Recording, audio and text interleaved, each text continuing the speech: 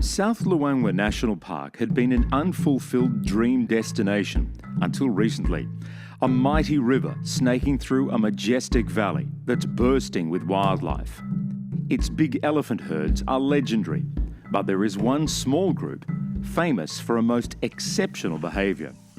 At Mfui Lodge in the wild mango season, 3 generations of this herd take the shortcut to the fruit, right through reception. It's become a ritual, not just for the Ellies, but for the staff and wide-eyed guests as well. For the young ones, it's a steep learning curve, especially on shiny slate floors. Aside from the guests with their muddy feet, this huge ecosystem, under pressure like so much wilderness, supports the big draw card, lots of predators. Nearly everyone who comes to Africa on safari has lions at the top of their bucket list, and certainly I can understand that. But South Luangwa National Park is one of the last strongholds of Africa's most gregarious and indeed most endangered predators. And frankly, it makes lions look pretty boring by comparison. Be it humans or animal competition, life for painted dogs is never easy. Years ago, I filmed a pack with 19 adults and 14 pups in Botswana. One day we witnessed an extraordinary attack on their den by a single lioness. The bravery of the adults that day saved all but 3 of the pups. Something I'll never forget. Wild dogs are a similar story to coming from the U.S., the wolves in the U.S., and that there are active extermination programs for them. As CEO of the Zambia Carnivores Project, Dr. Matt Becker from Montana State University is heading up far-reaching studies of dogs and other apex predators like lions and leopards. So only recently, in the last 10, 15 years, have people really begun to appreciate just how special they are. A number of the dogs have radio collars, so Matt and the team can monitor their prolific movement. Essential to the long-term success of this is the training and development of local people like Henry and Mwape. Being a local person here, I've grown up here, where most of the people have seen me from childhood and seen me being involved in conservation. It's a great impact to them, and I think a lot of them are getting inspired. And some of the kids are even saying when we grow up, they want to be doing the kind of work I'm doing. And your name? Angelita. Angelita. Beautiful. This is what it's like trying to film around the village. I've got a permanent cast of about 40, which is growing by the second. Look at these faces.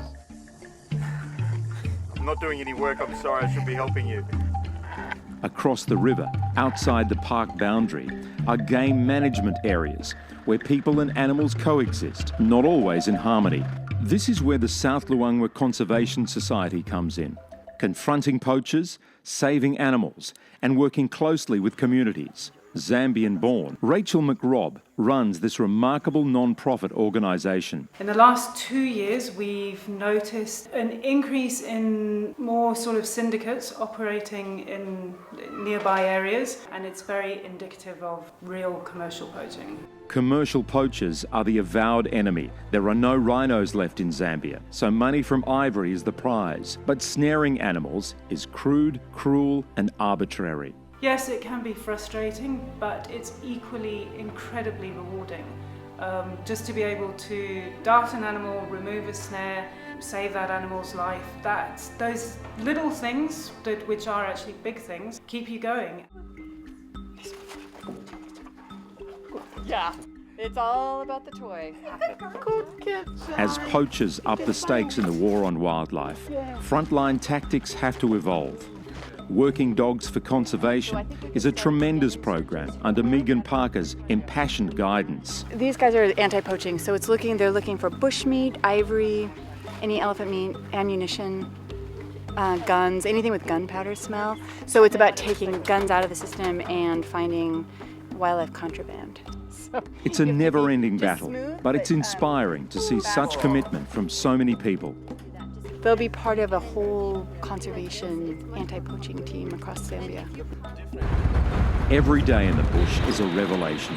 On a bracing winter morning, Matt and I find a big dog pack 20 kilometres from where we last saw them just a day ago. This is an adrenaline-filled hunt. Look behind me. Behind me. Jeez, you almost nailed it.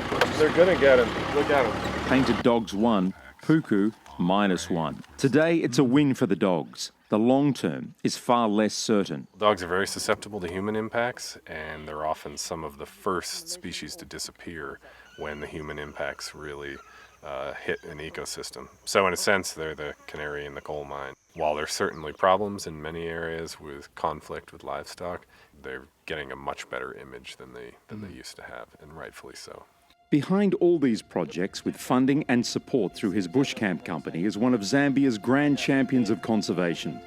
Andy Hogg deftly juggles the mix of tourism, wilderness protection and people with a fundamental philosophy. We as a company are educating, we're helping fund over 400 children. We feed 1,800 kids 1 meal a day. We're building classroom blocks, dormitories, tree planting projects.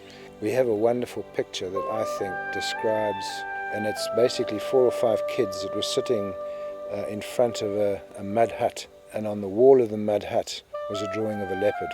And it was basically, and the kids had no idea, they just happened to be sitting there. And I describe it as if we can look after those 3 or 4 kids, teach them, educate them, give them jobs, they will then look after the animal. And it's all in one picture.